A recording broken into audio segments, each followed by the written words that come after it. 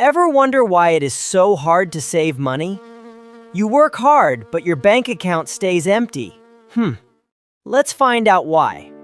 You got a raise this year, maybe a promotion or a side hustle. Your income went up, but somehow you have less saved than 5 years ago. You are not bad with money. You are not lazy. You are human.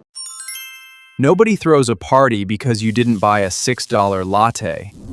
Your brain is wired to respond only to visible events. Guarantees that as income rises, spending rises almost automatically.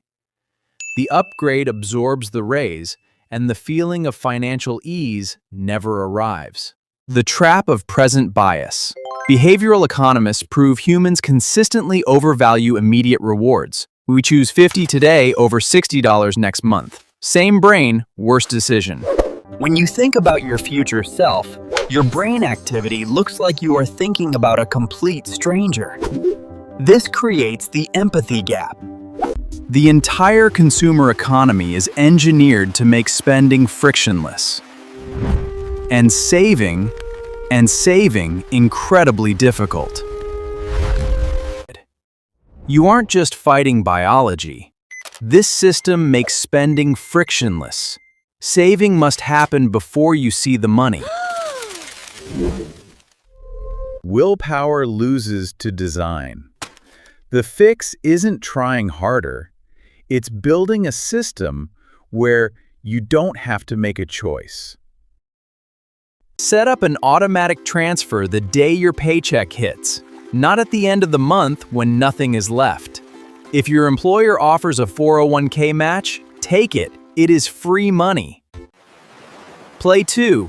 Make saving the default. Remove the decision entirely using high-yield savings accounts. Move money before you can debate it.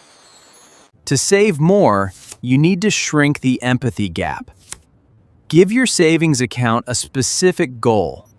Use a photo of your future self to make it feel real.